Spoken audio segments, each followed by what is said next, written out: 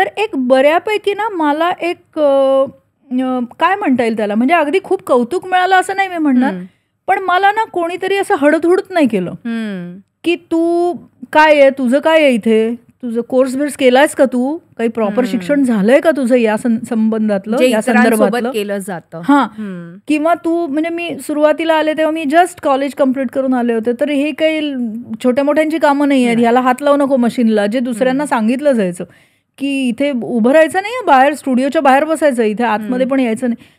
तर मला एक तो असा हे मिळाला की नाही ठीक आहे, ही आहे ना, तू बघूया तर खरी काय करते. म्हणजे मला तो एक अपॉर्च्युनिटी मला ती नेहमी मिळाली की तू करून तर दाखव, बघूया तर खरं कसं करते ते.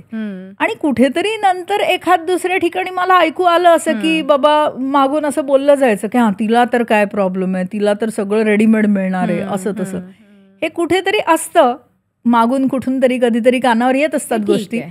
पण मला नेहमी तेच वाटतं की एखाद्या चांगल्या दिग्दर्शकाची मुलगी म्हणून एंट्री चांगली झाली याबद्दल माझं अगदी दुमत नाही. म्हणजे एक स्मूथ एंट्री झाली, कारण मला अगदी कोणीतरी अपमान करून काढूनच टाकलंय, थोडंफार तेही कधीतरी झालं आहे.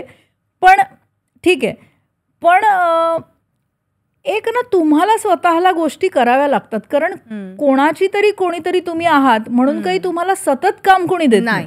तुम्हाला पहिलं काम देतील, एक अंदाज घेतील की येतंय का बघूया, पण तुम्हाला प्रत्येक वेळी स्वतःला प्रूव्ह करावं लागतं.